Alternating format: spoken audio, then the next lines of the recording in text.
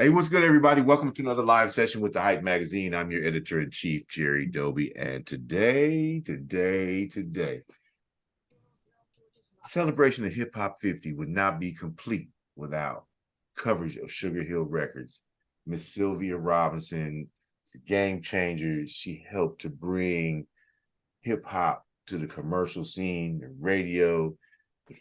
My first experience with hip hop, of course, with everybody else on the radio, was Rappers Delight, Sugar Hill Gang. And we do have Wonder Mike in the background sitting there to represent for Sugar Hill Gang. But on the screen with us today is Leland Robinson. He is the heir to the throne of his mother's label, Sugar Hill Records, which has been in full swing, celebrating 50 years of hip hop. And her group's pioneering days in the genre of hip hop. So thank you, Leland. I appreciate the opportunity to speak with you and celebrate Sugar Hill Records' impact on the culture of hip hop. Well, thank you for having me here this morning. You know what I mean? Yeah, it's amazing. Okay, so I see that Wonder Mike is still trying to get in. We're gonna let him run it in the background. So Sugar Hill Gang, everybody knows, consisted of Wonder Mike, Master G, and Henry Jackson. Big Bang Hank. And Henry Jackson. Rest in peace. Yeah. And Henry. So I, came up. I was young. Where was I at? I was young when it came on. I heard it. I was in Kent. I think Mike is trying to get in. Is he trying to get in again? Yeah. I let him in already. Yeah, I think he's trying to get in on the Zoom. Chill. All right. Can you hear him? 1-1. I can see him he's on Florella's. I can hear him. I can't see him. No video. 1-2. Oh, you can hear me. I can hear you. I can't see you. All right. I've seen interviews done where you couldn't see the interviewee. You're fine. Don't worry. So we might have to do it that way. Leland's on screen. Yeah, Leland's fine. We've already done the prep. We understand about tech issues. I'm 60. I'm still overcoming and learning some things, and it is what it is. So once again, I'm Jerry. I'm your editor-in-chief of the Hype Magazine. Today, we've got Leland Robinson. We've got Wonder Mike from the historic group Sugar Hill Gang. Yes, sir. The label and the team over there have been celebrating 50 years of hip hop. They were the tip of the spear on the radio that most of us heard nationwide, of course. Oh, that's dope. With the eternal song Rappers Delight, man. So once again, welcome you both. And thank you. Thanks for being here, man. Thank you, brother. I'm gonna use that tip of the spear thing. That's fly. I've been doing it for a little while. All right. But that's what you were. You were the tip of the spear, and it separated the fabric of music and said, nope, we are bringing a new scheme of material. It's going to be revolutionary. It's going to go global. But nobody believed that it was going to be that impactful. And in the end, it wasn't until 1980 something I saw Rapping Granny. When you see the little white rapping granny, you know that is going down. The first of the usurpers. Anyway, welcome. Thank you so much. Wonder Mike, look, let's just start with you, man. From the inside looking out, from then to now, tell us how you see Wonder Mike, one of the pioneers. I tell you what, in the summer of '79, my cousin Mark, Daddy Wright, came up to me with a big boombox. He said, yo, check this out. And the guy was on there talking about, yes, Joe, get the beat, Joe. Yes, Joe. I said, what is that? The guy was horrible. And I was listening to everybody from Mahavishnu Orchestra to Herbie Hancock and Jean Duplantier and all these guys.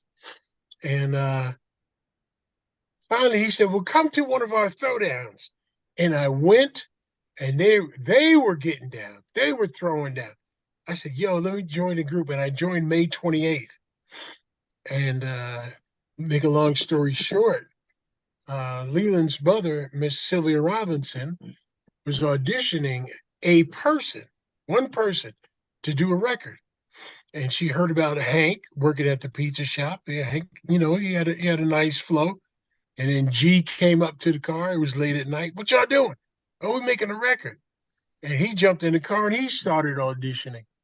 My DJ, uh, uh, um, uh, he suggested the music for rappers like the track anyway. And Mm. we all went up to Miss Rob's house, and Guy and Hank were going back and forth by it. And I said to myself, "You better speak up. You better say something." And it was about 3:15 in the morning. I said, "Miss Rob, I can rap too." And she was gracious enough. She said, "Okay, baby, let me hear what you got." I took a deep breath. I looked around that room. It was a library. And I said a hip, hop, the hip, the hippie, dibby, hippie, hip, hop, and you don't stop the rock. I was incorporating everything from the dog Mutzi to the books in the library, what we were doing and Wow. what we're going to try to accomplish. And she said, "You know what?" And she kept going back and forth. "Okay, Hank, you do your hotel motel. Okay, Guy, jump in." And she said, "I can't decide between y'all. I tell you what." And she took her 10 fingers and intertwined them. She said, "I'm going to make y'all a group." Mm. She said, "My favorite number is three," because she had the moments in other groups that were three guys or three persons. And that was a Friday night, Saturday morning. She's a doer. That's what I loved about her. She said, "Come down Monday and we'll make a record." None of this, yeah, that might work. And then a year and a half later, after they forgot about you, no, she said, "Come down Monday." A group called Positive Force who put out the record, We Got the Funk, they did the music. It took 8 hours for them to lay down that track. Mm. Wasn't no punching in and flying in. They played 19 minutes of music, and she edited it down to 15 minutes on the dot. And we went in there and we laid down the vocals for a 15-minute song in one take, except when I passed it to Hank. At first, I said, "Come on, Hank, sing that song." And he was just looking at me like I was from outer space. I said, "What you doing, man? Come on, pass off. This is how we get down at the throwdowns." Guy went for about 47 bars, and then Ha ha. he wouldn't pass the mic, and then it was a great day. It was a great day. That was an iconic moment. I've always wondered and love to ask what was the craziest creation moment for artists and producers. And to be you describe being in the library uh as part of a what should have been a single person audition turning into a group Yeah. because she couldn't decide. You guys were so great together and the synergy. And she saw something, Miss Robinson saw something and it became prophetic, actually, you know, that that the genre itself would elevate and come together and create a powerful punch um, and contribute so much to the fabric of music. Rappers My delight. mother said, my What? mother said, "Son, it ain't bragging if it's true." Real talk. Now, that whole weekend, Saturday and Sunday, I was trying to come up with an intro to the song. I didn't want it to start haphazardly and, "Yeah, yo, yes, I get there and then." No, I wanted to introduce what we were doing because I knew the world, as close as Connecticut, did not hear of rap. So I said, "Now what you hear is not a test." I got that from the Outer Limits TV show in the 60s. Ah, I'm rapping to the beat. What's that? And me, the groove, and my friends were going to try to move your feet. Oh, snap. Well, who is this guy? You see, I am one the mic, and I like to say hello. And I included the entire planet. I should have there you thought of go. something else besides purple. I said, to the black, to the white, the red, and the brown, the purple, and And yellow. yellow. Well, first I got, And and Mr. Rob loved that part. Go ahead. I'm sorry. I'm over here rocking with you, bro. Go ahead. I was having fun. Go Lee, ahead. how old were you in '79, Lee? 79, Mike. I gotta figure that one out, man. I think I was still in high school, Mike. I was coming up Yeah. out of high school, I think. I might have been 17, 18, something like that, but I was young. I was young at the time. I definitely was Yeah. young at the time, but I got to experience a beautiful thing that, that my mom, Sylvia Robinson, created with Wonder Mike and the Jeez. guys, man. Sugar Hill Gang, I mean, they're responsible for everything that happened today in hip hop. You know what I mean?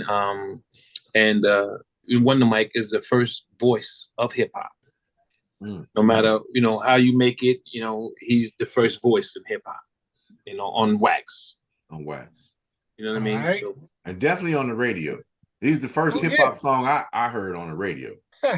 yeah, and a lot of people tend to say something about the Fatback Band. Had a song with rapping on it as well, but the Fatback Band was there was a R&B group with a person who rapped on a song. Right.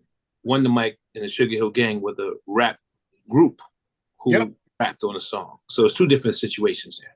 And if you go back and you look YouTube rap music in the 50s, you see singing groups with the guys rapping and doing what they do. But as a rap group, we are the first. Yeah. Yeah, Totally right. as a rap group, there's no precursor as far as I know, and not in the United States. And so,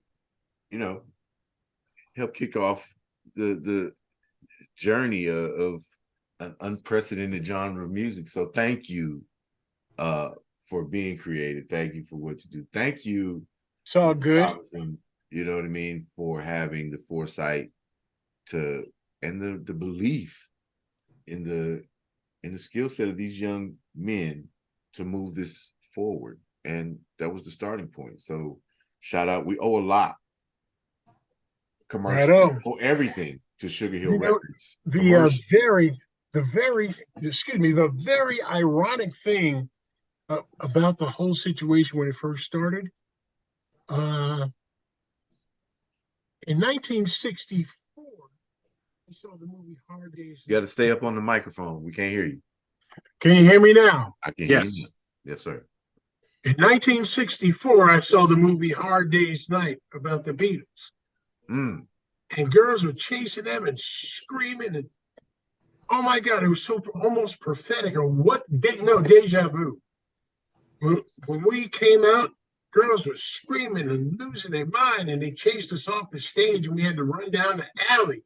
They jumped in cabs, and they shook the cab, and they were screaming and crying. I said, and they were passing girls over the crowd and fanning them and splashing water in their face backstage. It was bananas, bro. Wow. Hey, some scenes from like the 4 Heartbeats, folks passing out of their seats and times 20. We're gonna say getting shook. Right. In the stadium. Yeah.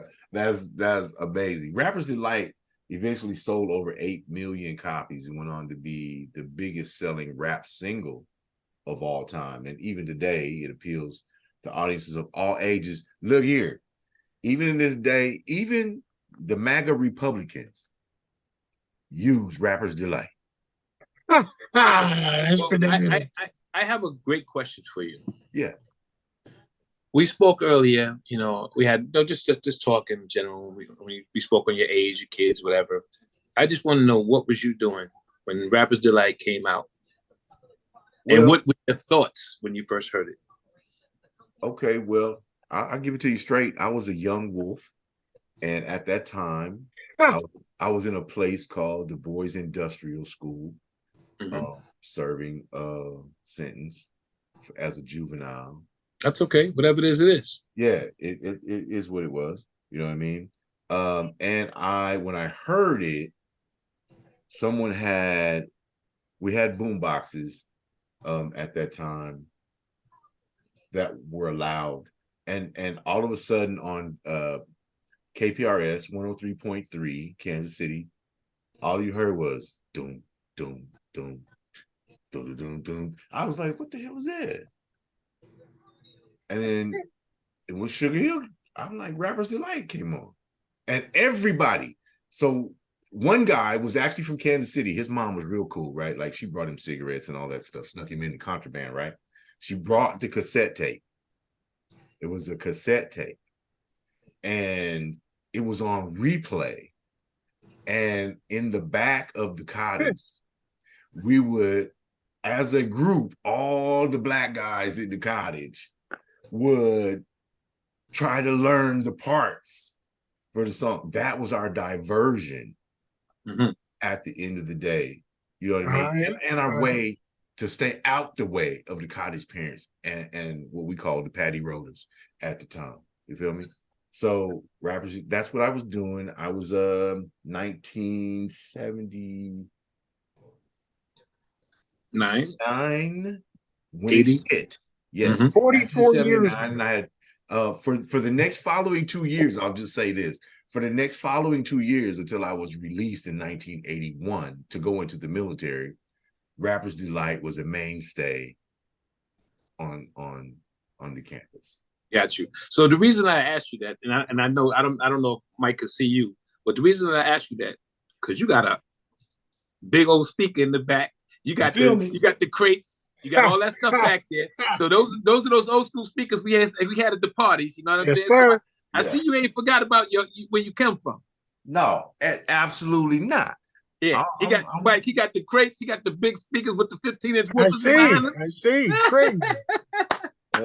Yeah, I don't be playing with him. Hold up, I ain't playing with him at all. I see. Yeah. Now the only thing you're missing, right? Yeah. No. So the what? Only thing you're missing one thing. Mixer. No, the turntable's upstairs. That's right. The turntable's upstairs. The turntable's upstairs. Mixer, Mike, you told him right. You got the Gemini? No, I got a Techniques. Oh, okay. I've Yeah, seen a lot of guys with the emerald needles. So that's right. Snap. That's right. He knows his stuff. Yeah, I play with it a little bit. I don't All DJ, right. but I like to hear my music nice and crisp. You know what I mean? And the emerald needles for me do it the best. I like that. So that's right. That's something new. I ain't never heard of emerald needles. Oh yeah, that's from back in the days, Mike. Wow. Yeah, them diamond chips and that crystal that they're using nowadays, that ain't it. That ain't it at all. Them emerald and ruby needles was the ones, baby. And yeah. So anyway, I've never been a DJ, but I did come up on the turntable in the turntable era. And matter of fact, the first one that we had, you remember the whole unit that had the 8-track on one side, the turntable, had the TV in the middle, and it was all one unit console. So that's how old I am. That's how far I go. We ain't too far from you. We ain't too far from you. Yeah, I'm only 60. So yeah, that's where I was at. I was in the hallway of Cherokee Cottage, Boys Industrial School, Topeka, Kansas. Serving Rapper's Delight hit, and yeah.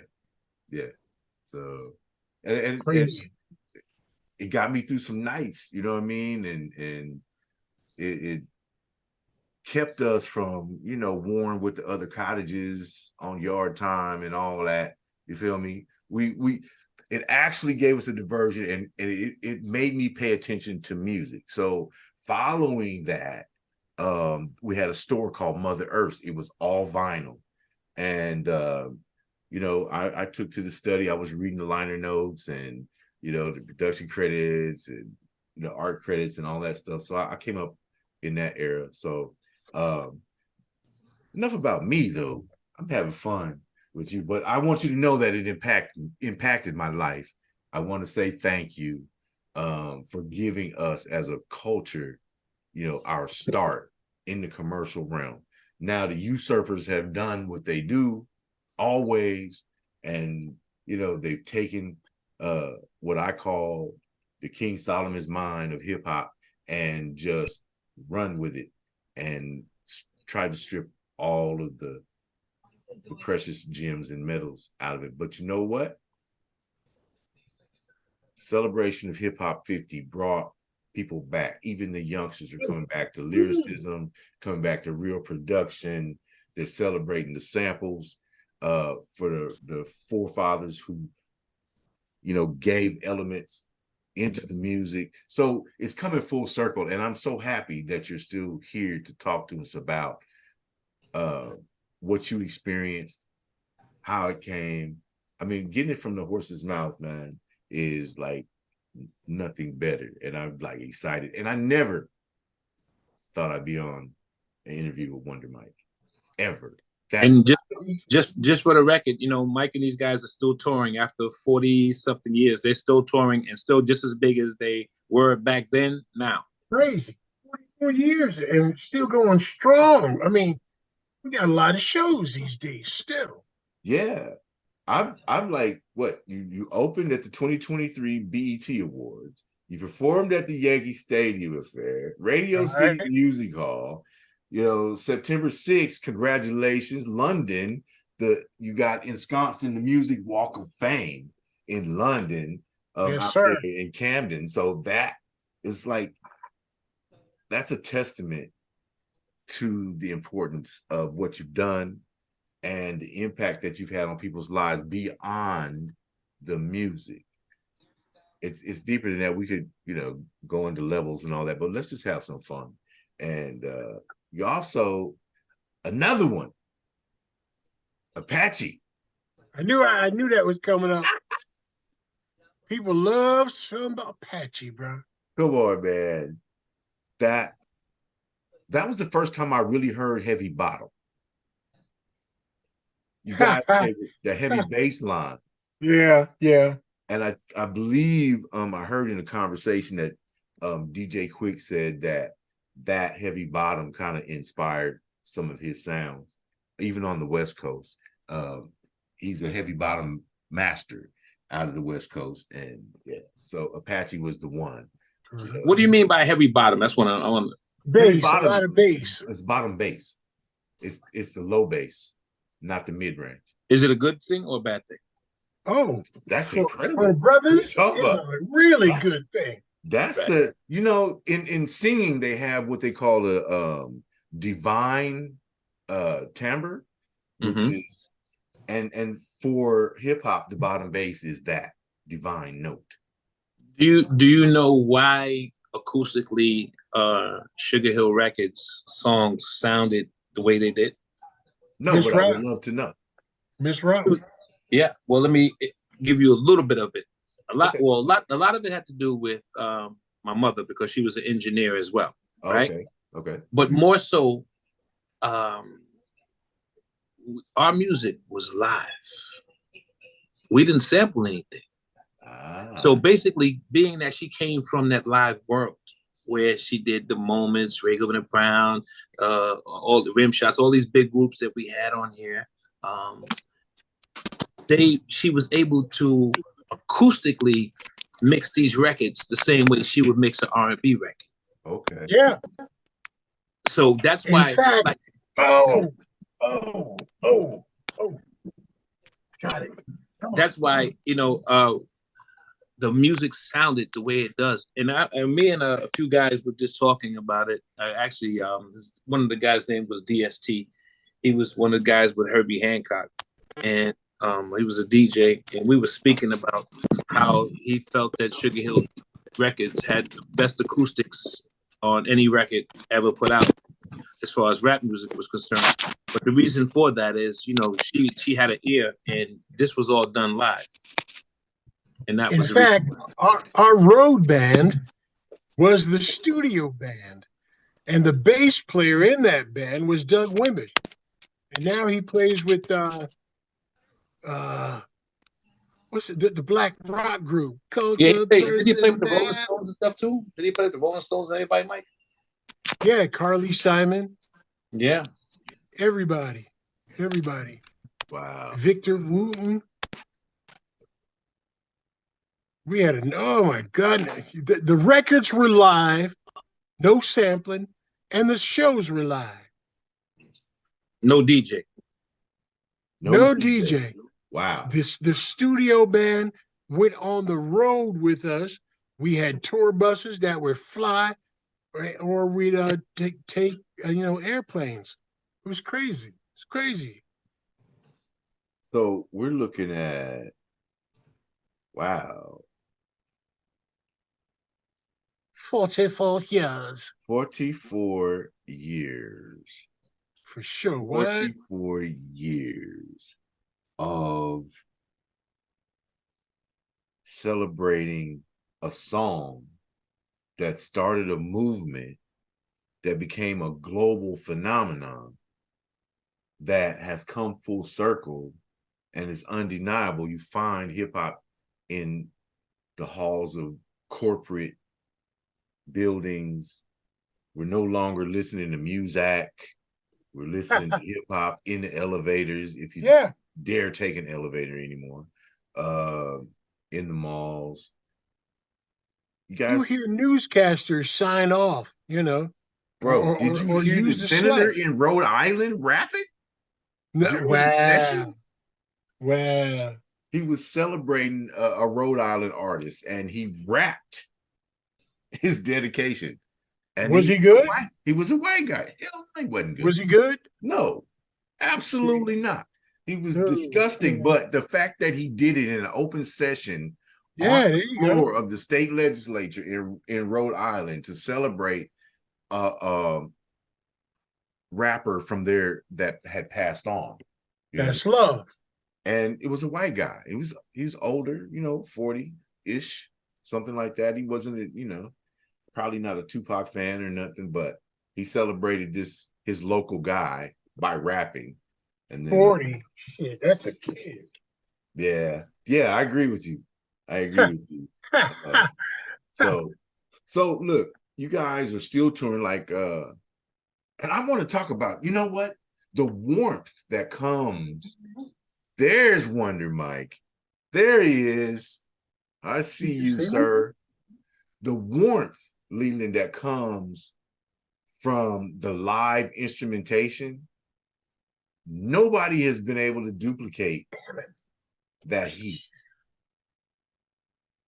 Absolutely not. And it's because, she knew what she did. She would mix the record, leave it on the console. When she finished on the console, she would leave it and come back the next day. She would put tape across the console so nobody touched it. Yep. And then she'll come back the next day with fresh ears, finish it off, and be ready for rock and roll. So you guys were recording on 1/4-inch tape at the time, right? 2-inch. Yeah. 2-inch tape? Yeah. Okay.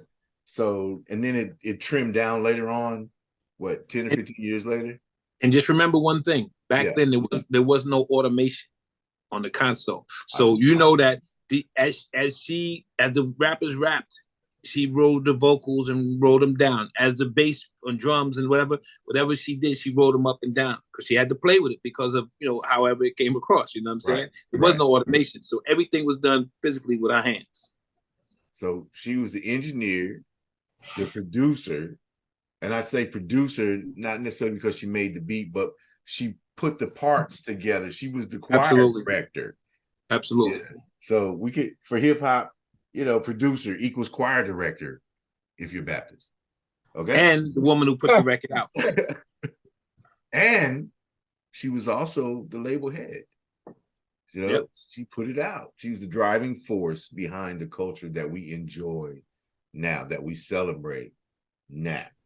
She was definitely an artist because I took that. Really, what is that? A 4 or 5 CD set that y'all came out with? Yeah. I listened to it, and I don't care who the song was by, artist to artist. Mean Machine, Sequence, Us, Melly Mel and the Furious. It didn't matter who. The quality and the volume was all the same. Perfect. It wasn't like, oh, this vocal got lost way down there. No, or the bass drum was wagging. No, everything was good. Everything was the bomb.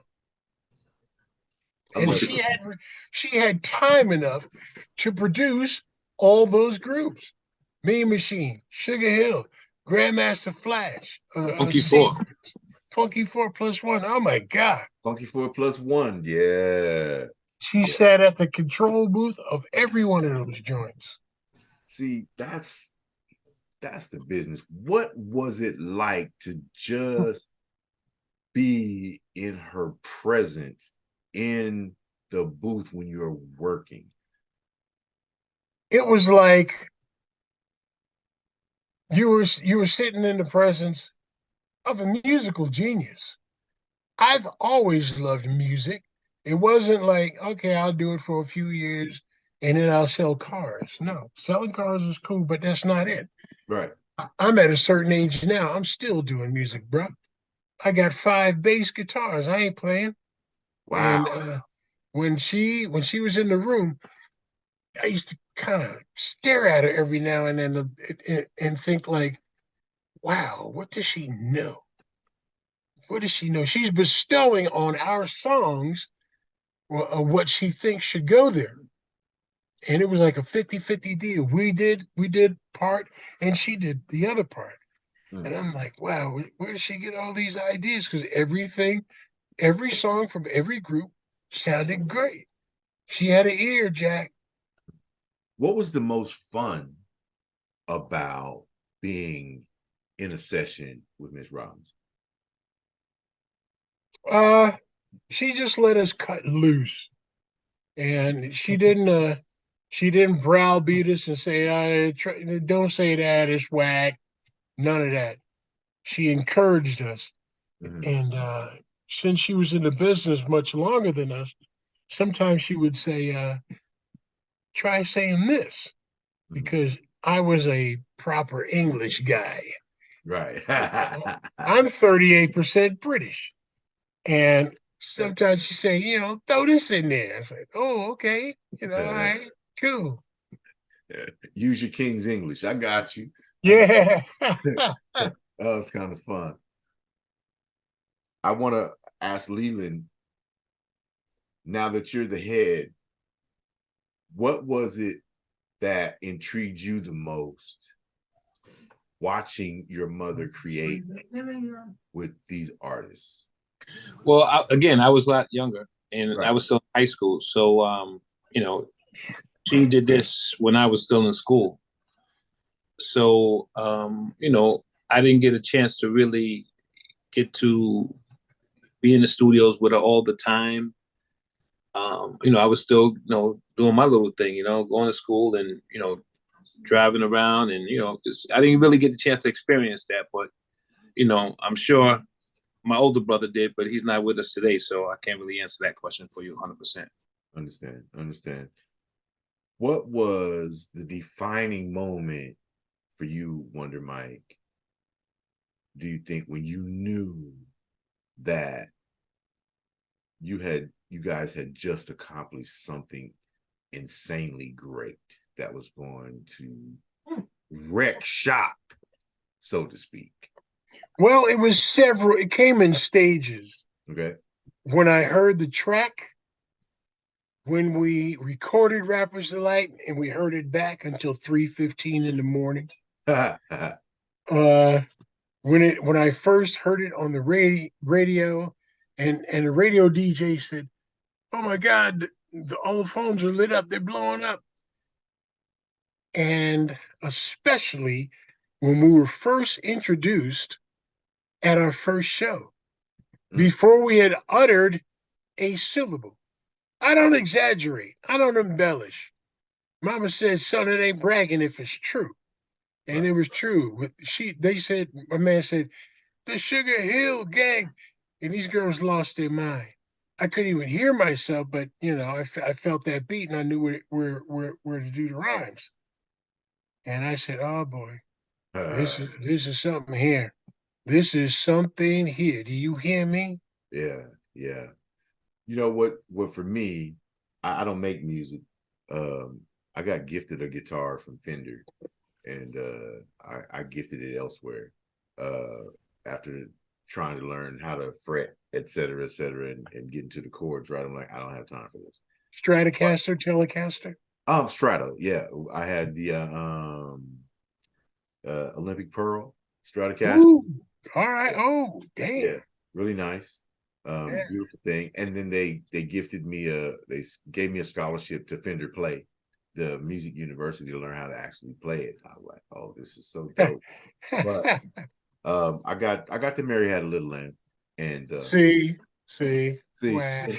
that was good. But I just don't have time to create. My creation is words, so being able to flip the words and tell a story, uh, and moderate a conversation, because I don't think this is an interview. I'm considering it as a conversation, because we're definitely not on the Walter Cronkite right now. Right. You know what I mean? Well, I have one quick question to ask Wonder Mike on the phone. Mike, Yo, I'm not sure. I'm not 100% sure, but was September 16th the date that Rappers Delight was released? actually, I'm thinking August 25th. I know August 25th we signed a contract. So I will never ever forget that. Right, but I was just reading something online where it says the Sugar Hill Gang song was released on September 16th, but I don't know how true it is. Wow. So I just wanted to ask you as well. That question, I wish I actually knew the answer. Maybe Guy does, but I'm gonna Google it. Figure it I out. know it wasn't too late because uh, the planet's getting warmer now, and it was getting cooler when we released Rappers Delight. And in fact, I was living with y'all. Right. I used to come up to the house 2 a.m. Miss Rob had them doors locked, Jack. You ain't getting in. So I jump in the heated, lit up pool until 8 o'clock in the morning when Cynthia was up cooking. Be all wrinkled. Yeah, for real. But I was warm. But you were warm. Yeah. You I know, went from dire straits, real talk, mm, to an illuminated, heated pool in a Spanish style mansion. I don't know how many bedrooms it had, Lee. 5, 6? It was a lot more than that, but I don't remember. You I could just have had remember a being there. car parked in one of them joints. Yeah. I'd But like that, to point out something that's really key in this day and age of conflict within the industry. For a group or an artist to remain with the same label 44 years is another historic situation to talk about. There may have been off and ons, ins and outs, ups and downs, but here we are 44 years later, 2023, with Wonder Mike from the Sugar Hill Gang and Leland Robinson, of Sugar Hill Records. It is still going down. So, all right. I've interviewed, just about everybody, they cat, uncle, and dog in this industry, from George Clinton to Aretha Franklin to now one of my musical heroes, from the Sugar Hill Gang. Nobody's been with the label for 44 years. Not Well, not I, since Gamble and Huff had their roster in Philly. Has well, anybody been there that long? I believe that sometimes in life, when you start something with some people, you end it with some people.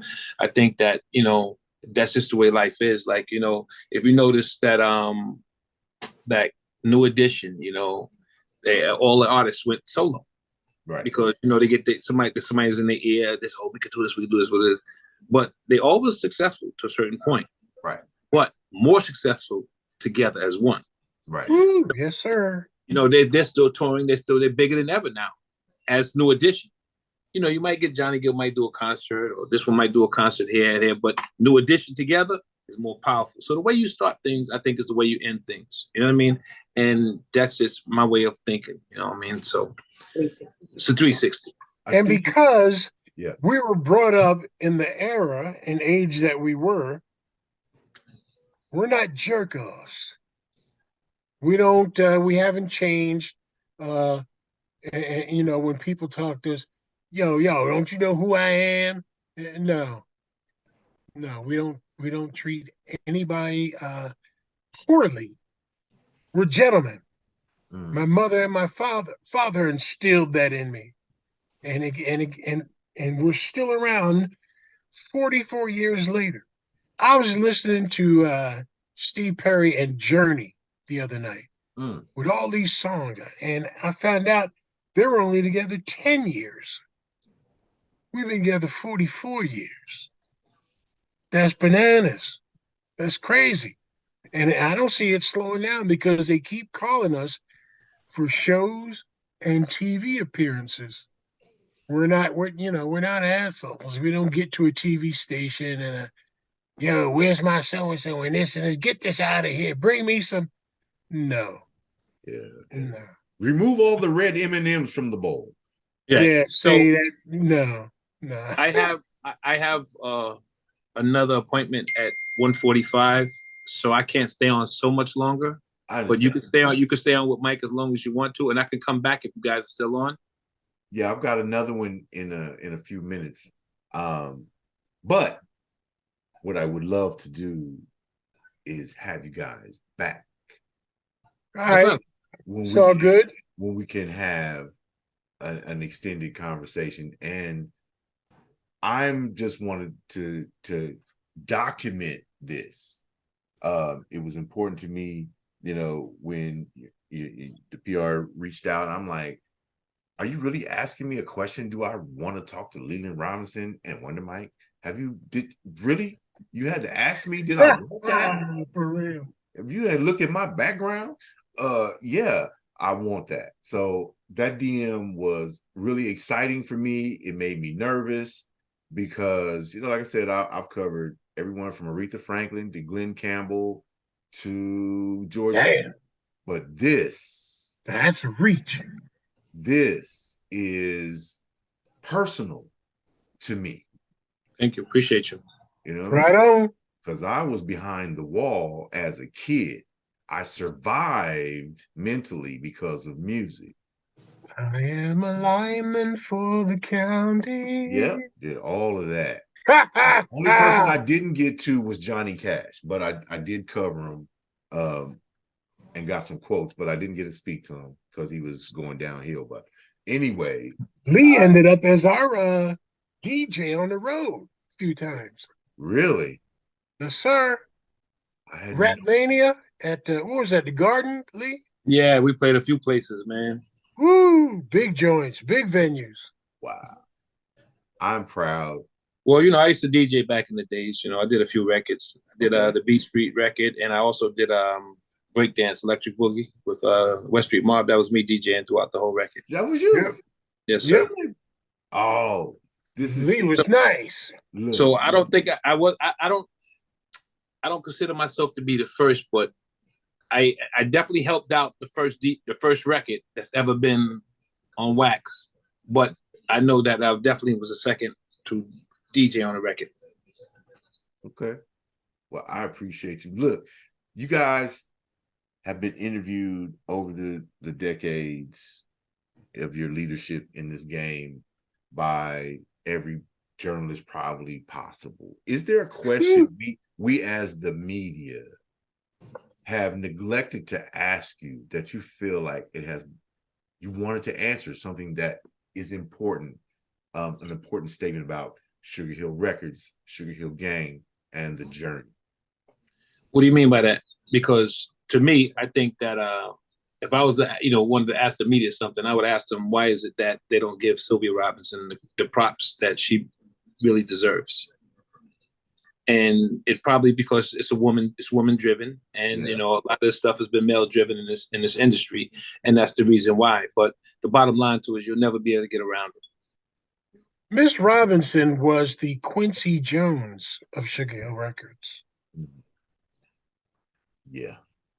Okay. I respect that. I didn't know all of the history because I was growing up as a kid in it. And then shortly thereafter, I went into the military. So from the military, from 18 until just 2013, I was in a uniform. So what branch? Army. Anyway. Well, I'm sure you have to hear it in there. Go ahead.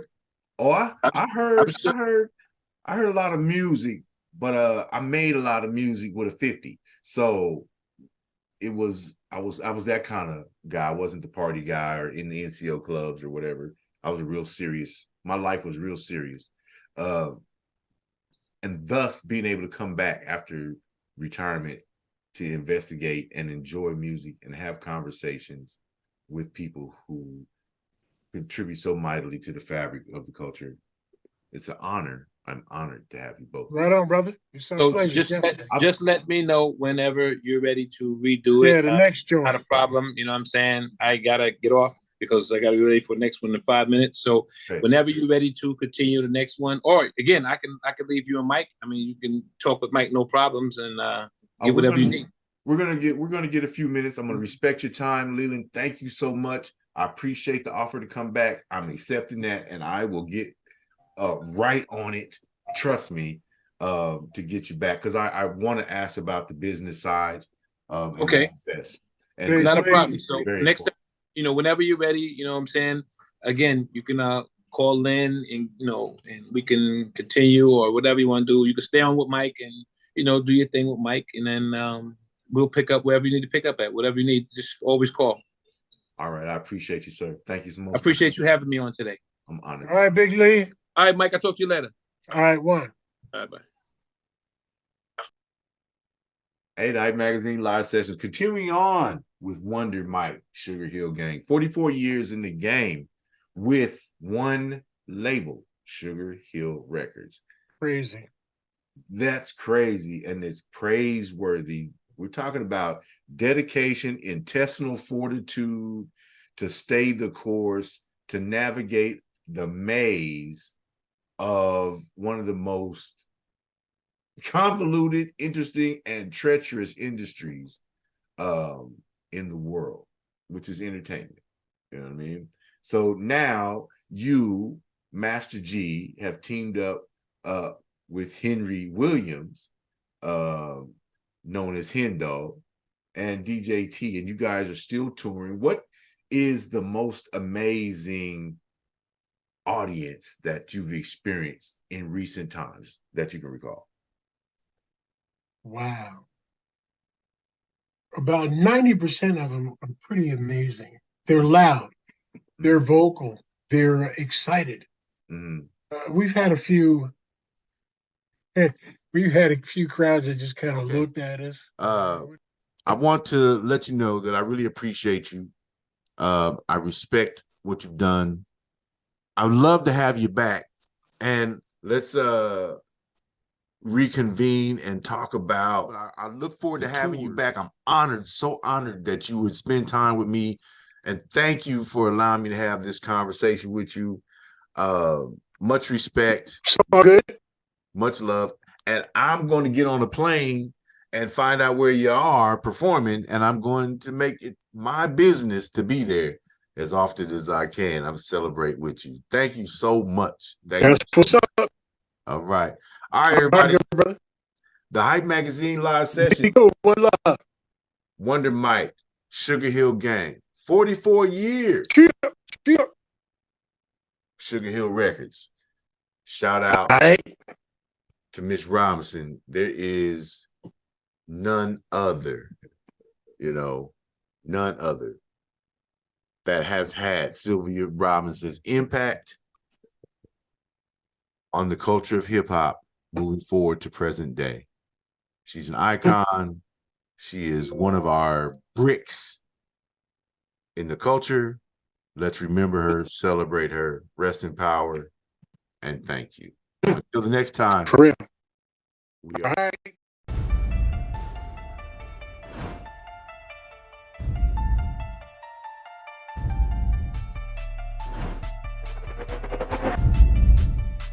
As an artist, we should reflect the time. Why you so talented? Cause I'm black. Why you so amazing? Cause I'm black. It's really important that we build characters so that people understand their story matters. 2 Chainz and I both are just really into good food. And when you know you are royalty, you will only aim in life to be royalty. We're doing it right now. I don't give a damn what they say about me. Yes, I called your ass out. I know I shouldn't be saying this kind of. Shout out to Hype Magazine Network. Shout out to the Hype Magazine Network.